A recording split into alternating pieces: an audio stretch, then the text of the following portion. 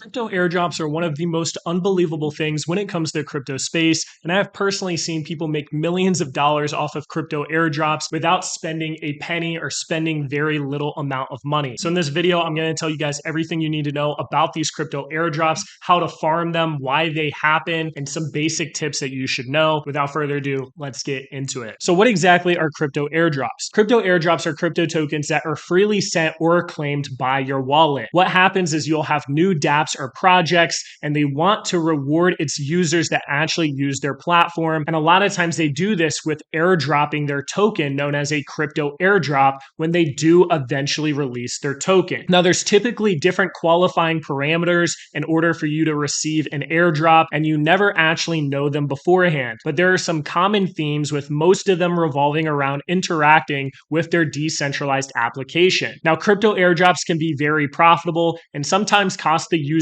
zero or next to no money if you find the right ones and you're early and you're able to check off the task without actually knowing what exactly those tasks are. Now, you may be wondering, why the hell are there airdrops in the first place? Why are projects giving out free tokens? Now, the first thing that I need to say here is that many projects are trying to build out their dApps. And before they go to their mainnet, a lot of times they have a test net. And in this test net, there's no real money actually being spent, and you're just testing out the technology. So one of the ways that they actually get users to use their platform and use their test net is the idea that you potentially might qualify for some sort of airdrop or get additional tokens. They then have their main net, which is when the actual dApp is live, and this is when it's actually on chain and real money is being spent when you're completing these different tasks or interacting with their project. Now, in order to incentivize users to actually use this dApp, a lot of times they'll give out a thing called points. And these points, most of the time, are redeemed for their token when it comes out in the future. So it's a really great way for their dApp to be competitive.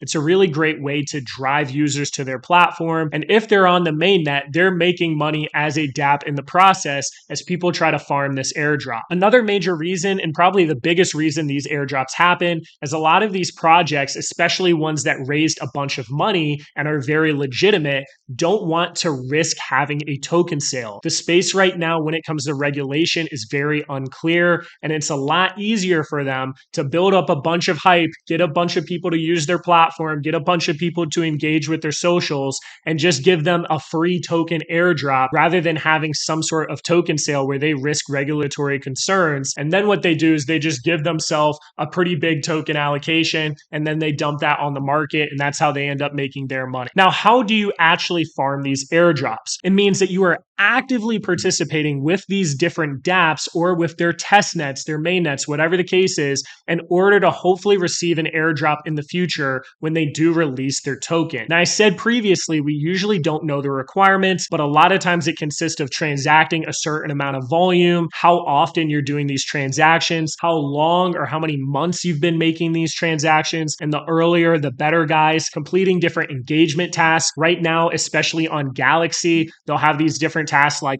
this Twitter or repost this or join our Discord. And a lot of times they'll use that as an indicator. Early dApp participation, like I had said previously, is a big requirement a lot of times. And then they'll also sometimes require you to be staking a certain crypto. You see this a lot in the Cosmos ecosystem, or holding certain NFTs could also give you an airdrop. We've seen this happen a lot with Pudgy Penguins. Now, some individuals, like I said, have made millions for free or next to no cost by interacting with these dApps. And the way they're able to do this is they'll do all these different tasks and requirements, but they'll do this on a bunch of different wallets. So now all of a sudden an airdrop might have gone out, and that airdrop might have been worth $5,000, but they did this on 50 different wallets and made $250,000 from this. Now, I want to say that the opportunity to get these life-changing airdrops has gone away a decent amount, and really it's become so crazy with all these different bots that are doing all this stuff. But there are still opportunities if you can find some undersaturated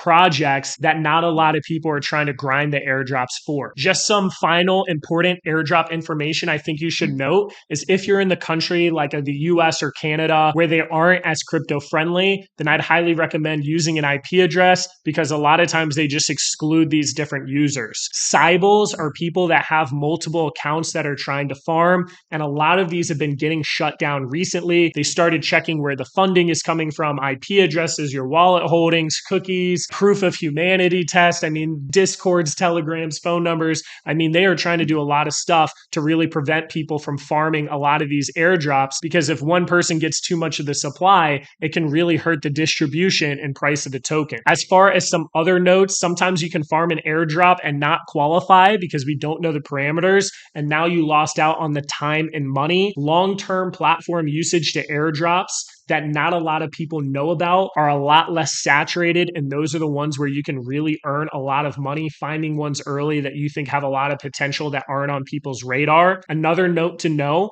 is whenever you see a project that doesn't have a token yet get a large VC investment, the odds of them doing an airdrop in the future are almost 100%, so just be aware of that. And typically, if you want to farm these different airdrops or you don't know which ones to go for, I recommend going on YouTube or X and looking up specific airdrop guides for these different tokens. There's this guy named Crypto Cove that starts with a K, so KRYPTOCOVE. He does a lot of really great airdrop farming guides on YouTube, and I would check him out if he's still making content by the time you watch this video. For the final two notes, if they're still on testnet, that's when the farming of the airdrop is actually $0. The only thing that you have to be aware is, yes, it's $0, but because of that, you have a bunch of people and a bunch of cybils actually farming this airdrop. And a lot of times it can be very oversaturated with the airdrop only being a couple dollars and it not actually being worth your time. And the last thing here is if a project has some sort of point system